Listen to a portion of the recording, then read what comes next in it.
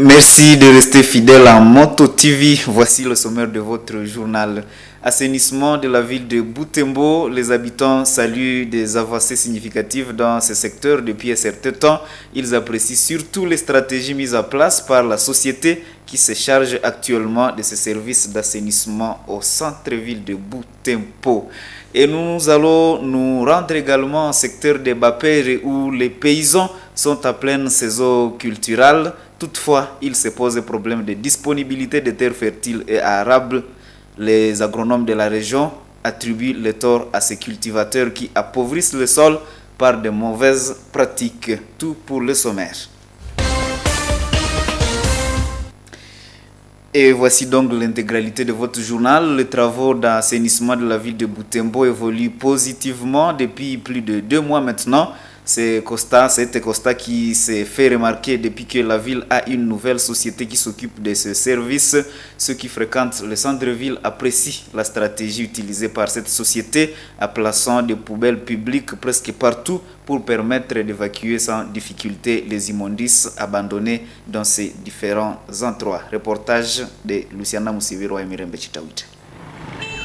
Ce service s'occupe de l'assainissement de la ville depuis début janvier. Il a placé des poubelles dans plusieurs pots au centre-ville. Ils sont disséminés dans la partie comprise entre la rue qui va à la mairie jusqu'à l'avenue de l'église où s'exercent d'intenses travaux commerciaux. À notre passage, ce mercredi, une équipe de Calam Service était à l'œuvre.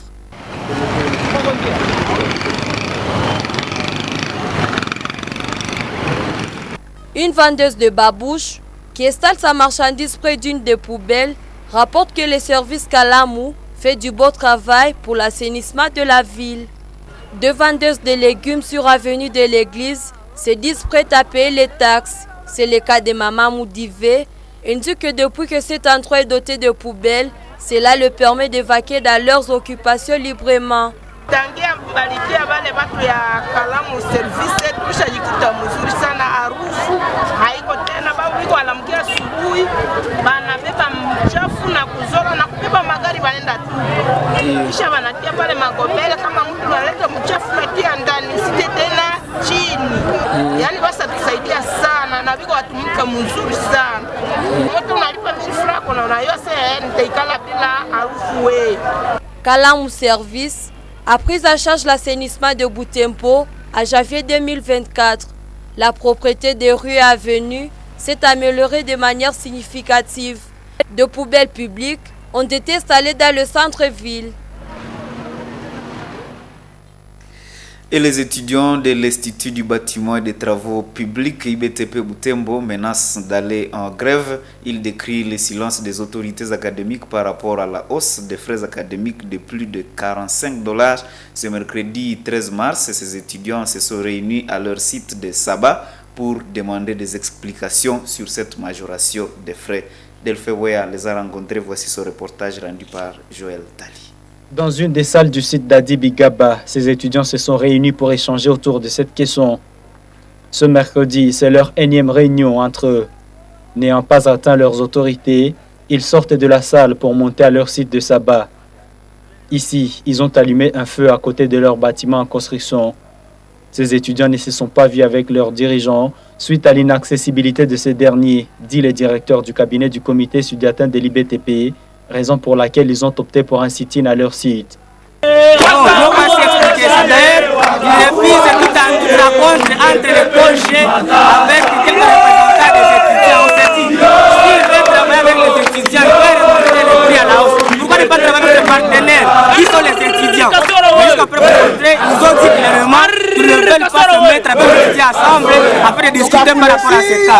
Du coup, nous exigeons, si réellement ils sont les congés de l'Institut des travaux publics, qu'ils puissent maintenant faire le travail, parler aux représentants des étudiants, leur expliquer tout ça. Ils ont payé $280 américains l'année écoulée, mais cette année, ce frais est fixé à $325 américains.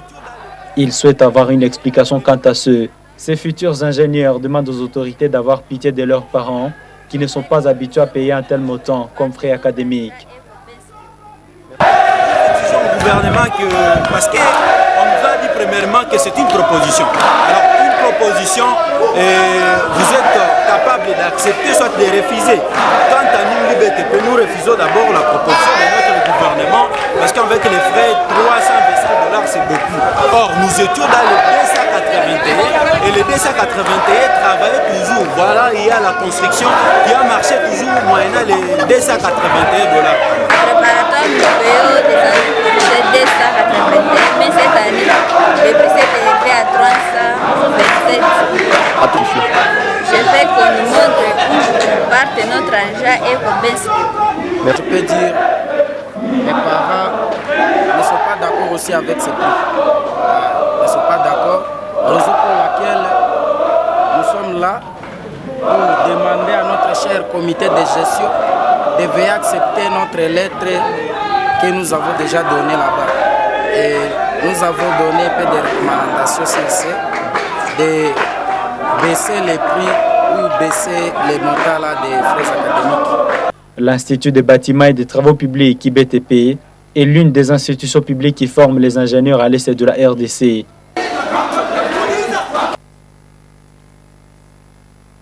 Et dans un autre chapitre, la Cour constitutionnelle a rendu son arrêt mardi 13 mars face aux contentieux électoraux du 20 décembre 2023 en République démocratique du Congo.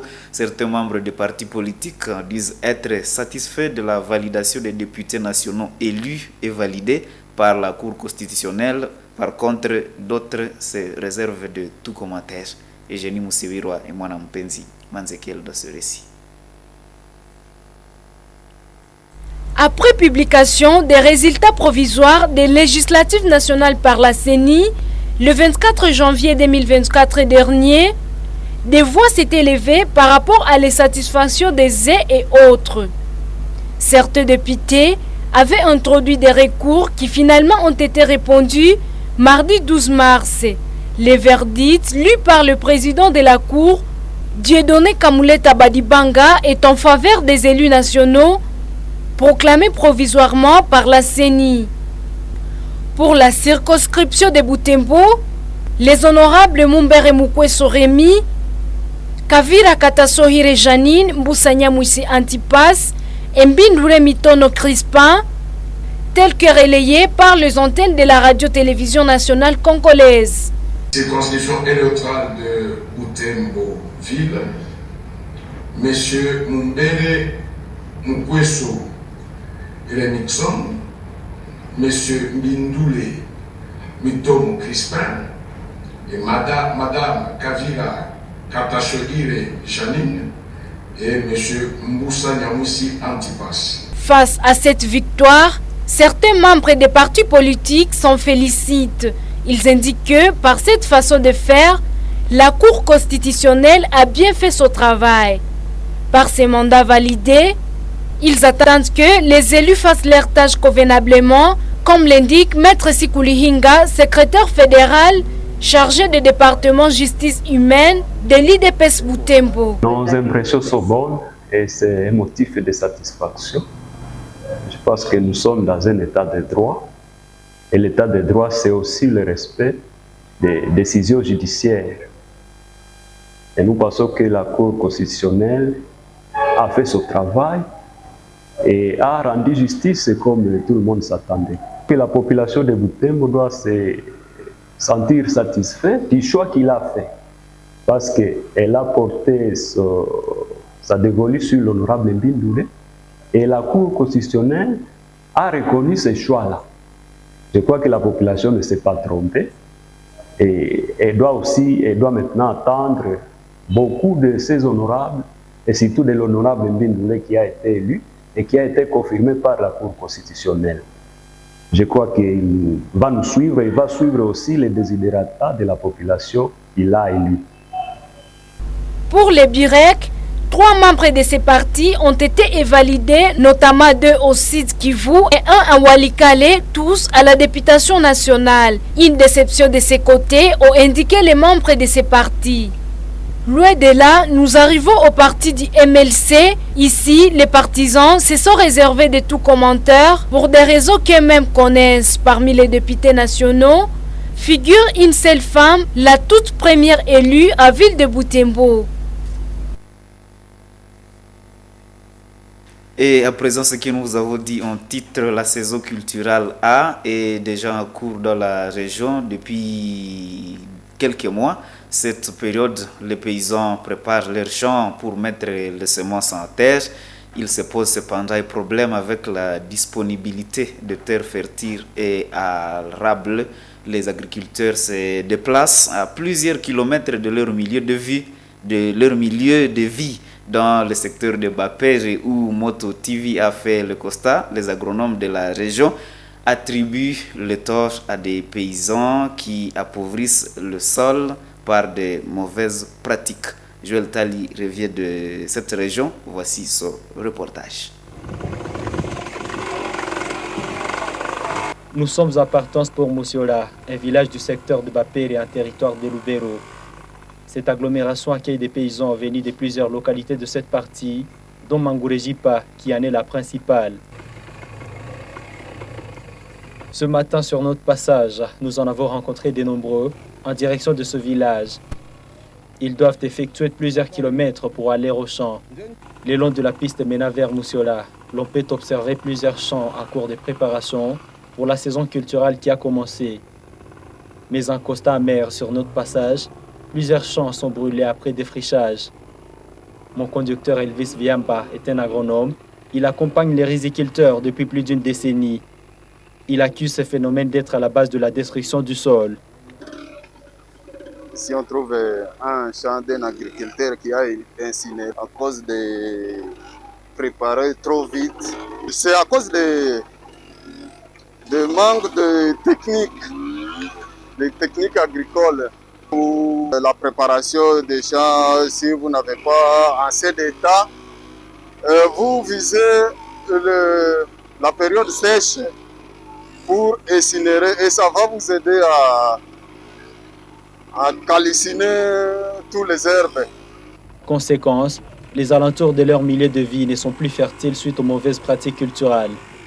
Les paysans doivent se déplacer à plusieurs kilomètres à la recherche de la bonne production. Pour éviter ce phénomène, Elvis Viamba conseille de préparer le terrain sur une longue période en vue d'éviter les mauvaises pratiques et détruisant la terre. Et pourtant, ça a des conséquences néfastes sur la pédofaune. La pédofaune, ce sont les vers de terre qui circulent et qui facilitent la fertilisation du sol. Un jour, nous avons rencontré les chefs de secteur de Bapere en pleine sensibilisation des paysans dans une barza. Kufanya mulimo agriculture si huku tunazoea na ndio yenye naacha na shamba zetu zimekuwa haina tena mbolewa. Ukisha kata mayani unaenda kamata nini, moto unalunguza. Sawa, kweli utatia mpunga, ile majivu ya kwanza ile italeta mpunga mara tu ya kwanza. Inabakia nini? Kisokolo.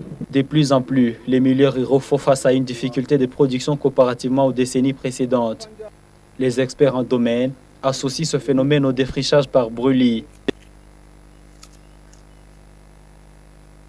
Commémoration du premier triste anniversaire de massacre de 29 civils à Kininga, en paroisse de Kabasha, mardi 12 mars 2024. Une messe en mémoire des citoyens tués a été dite pour la circonstance par l'abbé Mapendo Kasongo, curé de la paroisse Notre-Dame de Fatima de Kabasha. Dans son homélie, le célébrant a insisté sur la sécurité et la bonne collaboration. Plusieurs personnes venues de différents coins, dont les membres de la société civile, ont pris part à cette activité de commémoration des premiers massacres de Kininga. Kininga est une localité située à groupement Baswa Madiwe, secteur Rwenzori, en territoire de Beni. Mesdames et messieurs, téléspectateurs de Moto TV, c'est cette page qui met fin à cette édition du journal. Merci de l'avoir suivi. Au revoir.